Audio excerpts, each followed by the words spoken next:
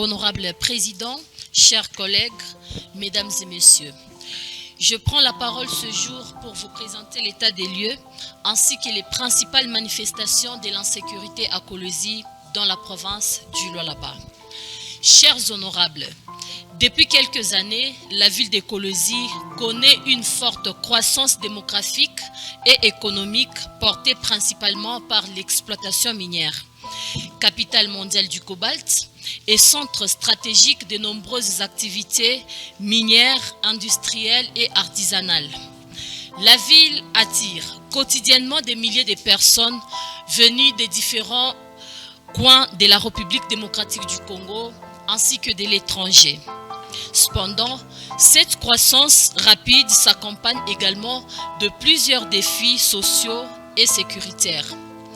Les publications relayées sur les réseaux sociaux ainsi que dans certains médias locaux montrent que l'insécurité devient une préoccupation grandissante pour les habitants de plusieurs quartiers de la ville. Pourtant, l'élan du développement observé dans la province du Lualaba est bien visible. Cet essor qui fait rayonner la province à travers le pays et même au-delà des frontières nationales risque malheureusement d'être compromis par la recrudescence de l'insécurité si rien n'est fait de manière urgente et structurelle. Parmi les manifestations les plus fréquentes de cette insécurité, la population dénonce les vols nocturnes, les cambriolages à domicile, les attaques visant les changeurs de monnaie communément appelés cambistes, ainsi que de certains opérateurs économiques. Les agressions sur la voie publique, les vols des motos, les violences commises par certains groupes de jeunes délinquants, ainsi que des cas de braquages à main armée signalés dans plusieurs quartiers.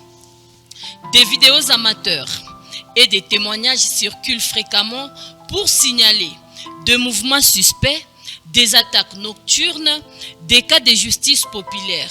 Honorable Président, chers collègues, Mesdames et Messieurs, dans la nuit du mercredi au jeudi 14 mai dernier, une maison a été visitée par des bandits au quartier Joli Site, non loin du pont Tchata, où une importante somme d'argent a été emportée avant qu'une jeune dame retrouvée seule dans la maison ne soit blessée à coups de machette.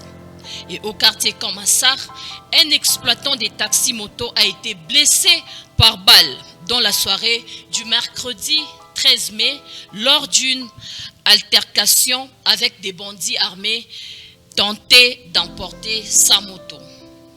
Honorable Président, chers collègues, Mesdames et Messieurs, un autre cas est celui d'un jeune homme habitant la cité Manika qui a été abattu à bout portant à la cité Jekamine Kolwezi dans la soirée du lundi 11 mai dernier.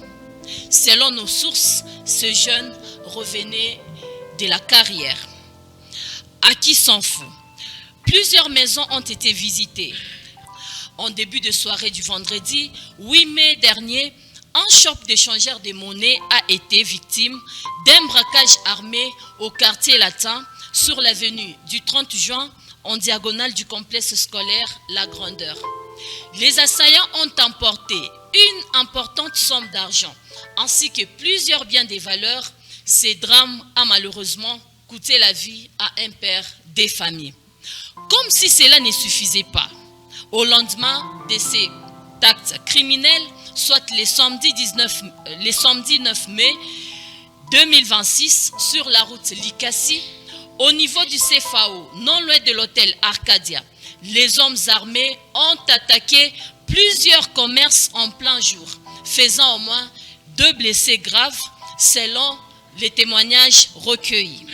Chers honorables, je ne voudrais pas passer sous silence un autre cas tragique au cours duquel un ressortissant chinois a été froidement abattu par des hommes armés du côté de Kisankala dans la périphérie de Kolwezi.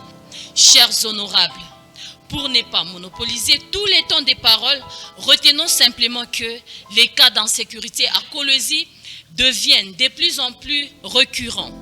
Des incidents similaires sont signalés dans plusieurs quartiers, notamment à Joli Site Lupundu, au quartier latin, à Kiasulu, à Kapata, à 5 ans, ainsi que récemment à Luilu, où plus de 12 maisons auraient été successivement visitées par des bandits armés.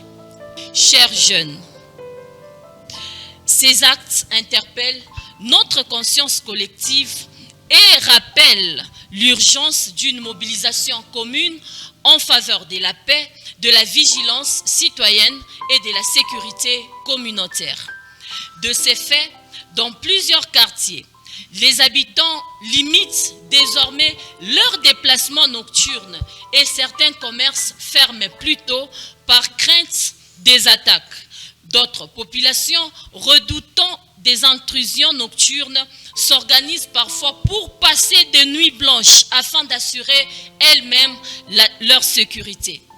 Face à cette situation, les autorités provinciales ainsi que les services de sécurité organisent régulièrement des patrouilles nocturnes mixtes impliquant la police et les FARDC, des campagnes de sensibilisation ainsi que des opérations d'arrestation des présumés criminels.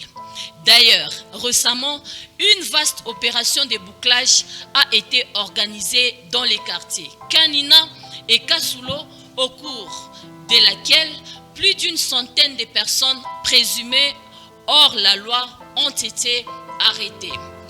Honorable Président, chers collègues, malgré ces efforts, une partie de la population estime que les réponses sécuritaires demeurent encore insuffisantes face à l'évolution de la criminalité urbaine. Elle demande aux autorités d'intensifier les stratégies afin de mettre la main sur tous les bandits qui sèment la terreur. Honorable Président, chers collègues, Mesdames et Messieurs, nous devons dénoncer tout ce qui s'oppose à l'élan du développement de notre province. Ça